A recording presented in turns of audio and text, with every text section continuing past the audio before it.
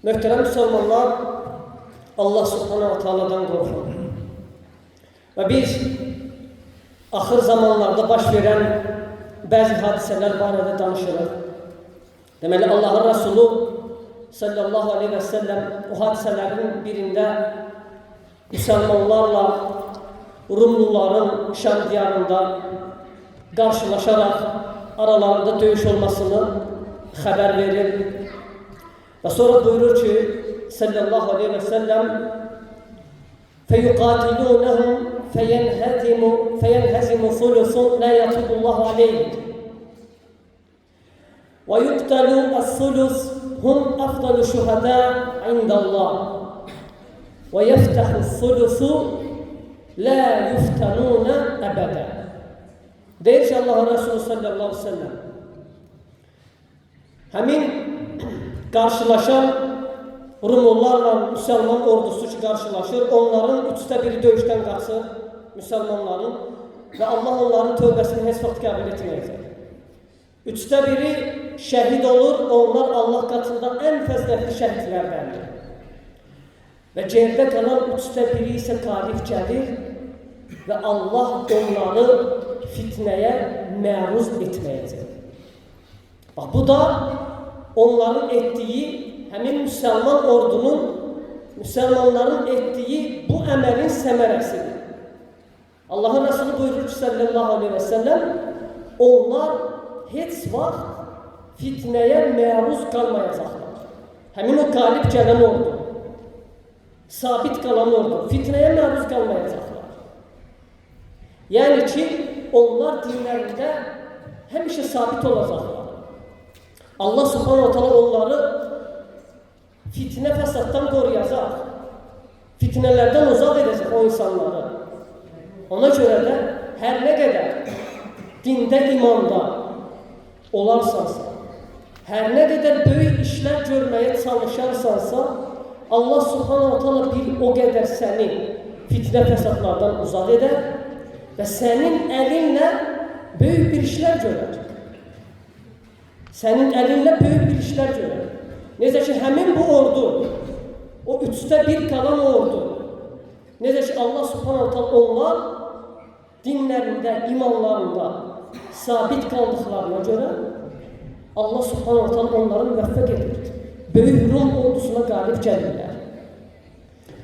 Və hətta bundan sonra daha da başqa bir zəfəri onlara vəd edir. Və deyir ki, Allahın Resulü hədisdə فَيَفْتَتِحُونَ قُسْطَنْطِنِيَّ onlar Konstantinopolu fəth edəcəklər. Konstantinopol tarix boyu Rumluların, yəni Bizans imperatorluğun mərkəzi olur, paytaxtı olur bu böyük şəhər.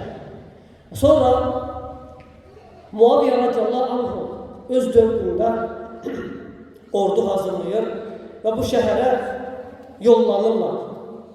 Ordu hazırlayır və Konstantinopol şəhərinə gedirlər. Bosfor boğazına qədər gəlib çıxırlar, lakin sonra geri dönürlər, şəhərə çatmadan. Sonra Muaviyə radiyallahu anh'ın oğlu Yezid, yenə Muaviyənin zamanında Yezidin başçılıq etdiyi bir ordu yenidən hücum edir Konstantinopol şəhərinə, yəni indiki İstanbul. Və həmin ordu o şəhərə hücum çəkən ilk ordudur. Onlarla bərabər həmin orduya Yezid başçılıq etdiyi o orduda böyük səhabələr olur. Əbu Əyyub əl-Ənsari kimi, Abdullah ibn Umar, Abdullah ibn Abbas, ibn Zubeyr. Bu kimi səhabələr də olur həmin orduda, Yezidin başçılıq etdiyi orduda. Və Allahın Resulü də sallallahu aleyhi və səlləm öncədən artıq xəbər verir. Deyir ki, əvvəl ceyşin min ümməti yəğzunə Mədinətəl Qeysar məğfurun ləh. Deyir ki, ümmətindən Qeysarın şəhərini, Qeysar Rumluların başçısıdır, yəni həmin Konstantinopol şəhərini qəsd edir. Deyir ki, ümmətindən Qeysarın şəhərini Qeysarın şəhərinə hücum edən ilk ordu bağışlanmışdır. Qeysar şəhərinə, yəni Konstantinopola hücum çəkən ilk ordu bağışlanmışdır artıq. Və İbn Kəsir, İbn Teymiyyə kimi böyük alimlər deyirlər ki, həmin ordu Yezid İbn Muaviyyənin başçılıq etdiyi ordudur. Həmin ordu, Konstantinopol ilk hücum edən ordu Yezid İbn Muaviyyənin başçılıq etdiyi həmin o ordudur. Şamdan çıxan o ordudur. Amma yenə bunlar da şəhəri mühasirəyə almalarına baxmayaraq, döyüş getməsinə baxmayaraq, şəhər fəth olunmur. Şəhəri ala bilmirlər. Ta müsəlmanlar çalışırlar bir neçə dəfə, lakin bu şəhərə daxil ola bilmirlər. Rumlular o qədər möhkəm bərqərar tuturlar orada.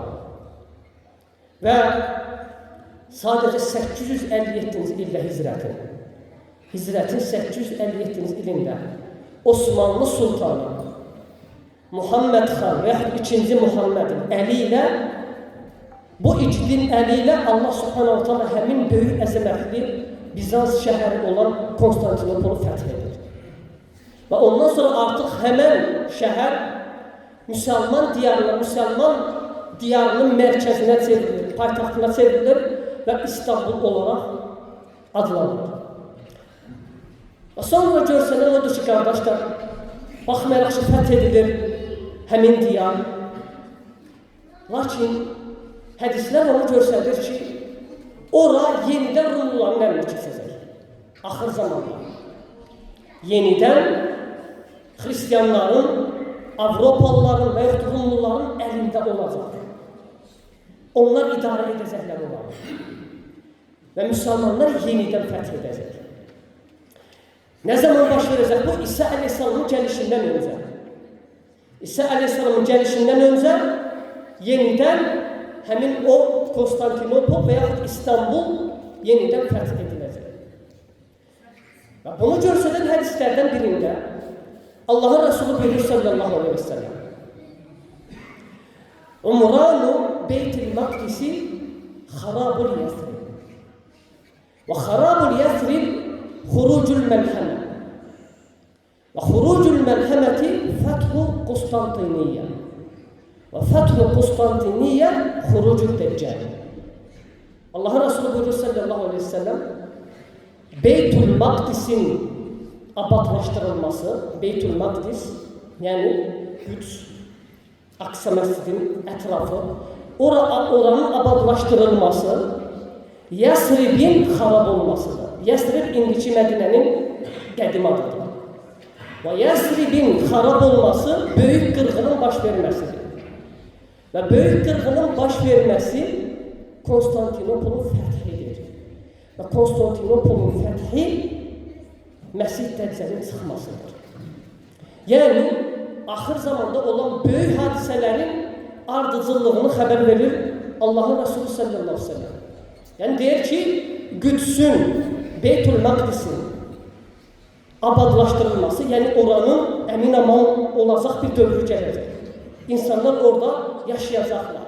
Həmin o əlamətdir ki, ondan sonra Yəsrib, yəni indiki Mədinə şəhəri xarab olacaq. Nə deməkdir xarab olacaq? Yəni, əvvəlki heybətində olmayacaq artıq. Yəni, həmin o Qüdsün abadlaşdırması bir növ sanki əlamətdir və yox səbəbdir ki, Yəsrib, Mədinə şəhəri xarab olacaq. Yəni, əvvəlki heybətində olmayacaq. Baxılaraq ki, haqq üzrə tayfə həmiş olacaq. Yəni, ora dəyişəcək. Oranın halı dəyişəcək, əvvəlki kimi olmayacaq. Və Mədinənin o cür xarab olması əlamətdir ki, böyük qırğın olacaq. Və yaxud Mədinənin o xarab olması səbəb olacaq ki, böyük qırğın olacaq. Nədir o böyük qırğın? Həmin Rumlularla müsəlmanlar arasında böyük qırğının baş verməsi. Və o böyük qırğının baş verməsi səbəb olacaq Konstantinopolun, yəni İstanbulun fəth edilməsi. Və İstanbulun fəth edilməsi səbəbdir Dəccalın çıxması. Yəni artıq bu şəhər İstanbul fəth ediləndən sonra, artıq ondan sonra Dəccal çıxacaq və Allah Subhanahu bizləri böyük fitnələrdən qorusun. Aqulu ma tesma'un, estağfirullah li və lakum və lisa'iril muslimin min kulli zam festağfiru innehu huvel gafurur rahim.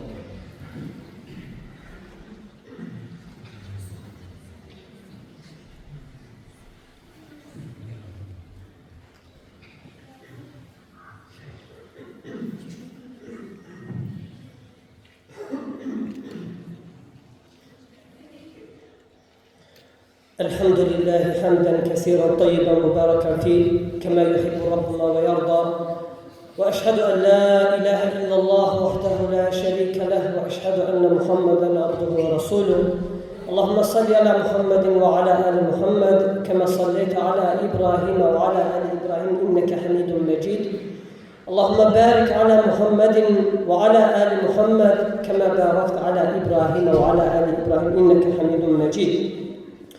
Deməli, müsəlmanlarla Rumlular döyüşəndən sonra, müsəlmanların 1/3 Rumlulara qalib gələndən sonra, Rumluların bir çoxu qaçırlar və gəlirlər həmin Konstantinopola sığınırlar, yəni indiki İstanbulda.